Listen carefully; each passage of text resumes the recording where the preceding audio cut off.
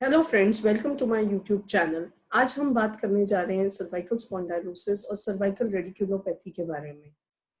और आज हम इस वीडियो में डिस्कस करेंगे कि हमें अगर किसी भी तरह का कोई नेक पेन है तो हमें किस पोजीशन में सोना चाहिए और किस तरह का पिलो हमें यूज करना चाहिए।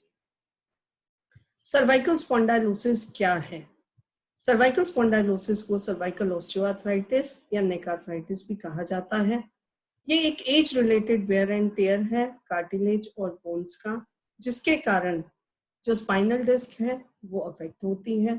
डिस्क डिहाइड्रेट हो जाती है, श्रिंक हो जाती है, और जैसा कि आप इमेज में देख पा रहे हैं, कुछ बोन स्पर्स फॉर्मेशन होनी शुरू हो जाती है जो कि बोनी प्रोजेक्शंस होती हैं, जिसके कारण फिर लेटर ऑन लिगामेंट्स में भी स्टिफनेस आनी शुरू हो जाती है। और इससे हमारी जो है नेक मूवमेंट अफेक्ट होने लगती है और हमारी नेक की रेंज ऑफ मोशन जो है वो रिड्यूस हो जाती है। जैसा कि हमने अभी समझा कि सर्वाइकल स्पॉन्डाइलोसिस एक age related wear and tear है, लेकिन कई बार ओवर यूज या कुछ प्रोफेशंस के कारण या ऑक्यूपेशन के कारण या हॉबीज के कारण, जिसमें कि हमें बहुत ज्यादा मोबाइल फोन्स और कंप्यूटर का यूज करना पड़ता है, तो उसमें रिपीटेटिव मूवमेंट होती है गलत पोजीशन में, और स्पाइन पर, सर्वाइकल स्पाइन पर प्रेशर पड़ने लगता है, और उसके कारण अर्ली वेयर एंड टेयर होना शुरू हो जाता है, यानी कि जल्दी सर्वाइकल स्पॉन्डाइलोसिस की शुरुआत हो जाती है and the patient can land up with early wear and tear. Symptoms क्या क्या हैं?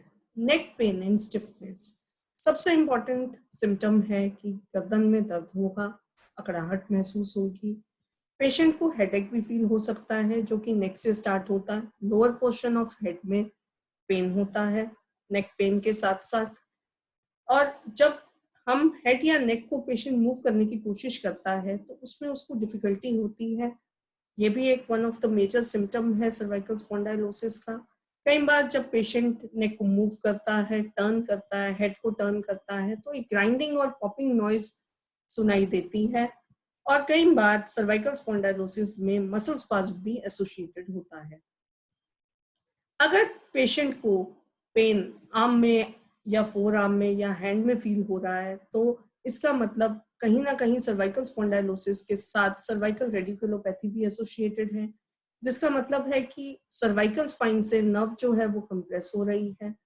अब इसमें पेशेंट को क्या सिम्टम्स फील होंगे? पेशेंट को पेन होगा शोल्डर में, आर्म में, जैसा कि आप फिगर में देख पा रहे हैं।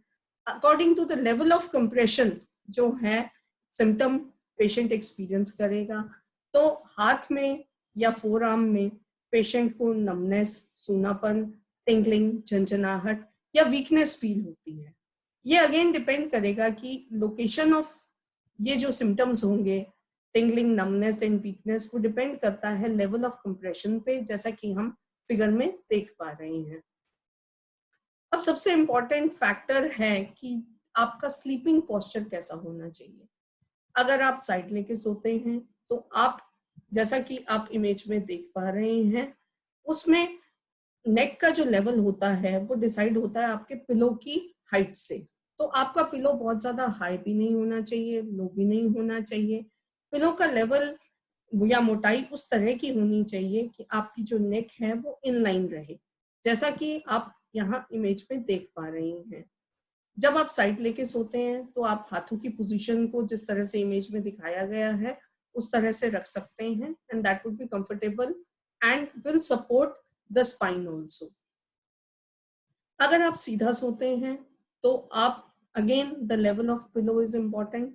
आपका जो पिलो का लेवल होता है वो इस तरह से होना चाहिए जो ना बहुत ऊंचा हो और ना बहुत नीचा हो। जिस तरह से हमने आपको फिगर में करेक्ट और इनकरेक्ट पोजीशन दोनों दिखाई है, तो पिलो का लेवल इस तरह से होना चाहिए कि आपकी जो नेक है वो इनलाइन रहे, ना बहुत ऊंची हो ना बहुत नीचा हो। अगर आप पिलो से कंफर्टेबल नहीं है, आप सीधा सोते हैं, तो आप एक टॉवल को रोल करके, जैसा कि हमने इमेज में दिखाया है, अपनी नेक के नीचे प्लेस कर सकते हैं। उस वो भी बहुत बार काफी कंफर्टेबल रहता है पेशेंट को। अब जो उल्टा सोना है, अगर आप उल्टा सोते हैं तो वो नेक पेन के लिए सबसे वर्स्ट और खराब पोजीशन है। तो आपको मेरी यही सलाह है कि अगर आप उल्टा सोते हैं, पेट के बल सोते हैं, प्रोन लाइन में सोते हैं, तो आप इस आदत को थोड़ा सा बदल लीजिए। किस तरह का पिलो हमें यूज करना चाहिए। अब ये बहुत इंपॉर्टेंट चीज है, आपका जो पिलो होता है वो फर्म होना चाहिए। बहुत ज्यादा अगर पिलो हार्ड होगा तो वो आपकी नेक को हिट बैक करेगा, और बहुत ज्यादा सॉफ्ट होगा तो वो आपकी नेक को सपोर्ट नहीं करेगा। तो इसलिए जो पिलो होता है वो फर्म होना चाहिए। फर्म का मतलब है जैसे ही बहुत हार्ड नहीं, बहुत सॉफ्ट नहीं, अगर हम हल्का सा जैसे हाथ से उस पर दबाव दें तो वो थोड़ा सा दबे, दैट इज फर्म। है ना, और इतना भी नहीं कि वो बिल्कुल ही सॉफ्ट हो कि वो आपकी नेक को सपोर्ट ना करे। दूसरी चीज जो इम्पोर्टेंट है वो है मोटाई आपके पिलो की या साइज आपके पिलो का। जैसा कि हम पहले भी डिस्कस कर चुके हैं, वो ना बहुत ऊंचा होना चाहिए और बहुत नीचा भी नहीं होना चाहिए। अब हम एक्सरसाइजेस क्या क्या हमें सर्वाइकल स्पॉन्डाइलोसिस के लिए करनी है, ये हम अपने next video cervical spondylosis treatment में आपके साथ शेयर करेंगे। Thanks for watching the video and please like, share and subscribe और नोटिफिकेशन बेल ऑल करना ना भूलें ताकि आप हमारे और इंफॉर्मेटिव वीडियोस देख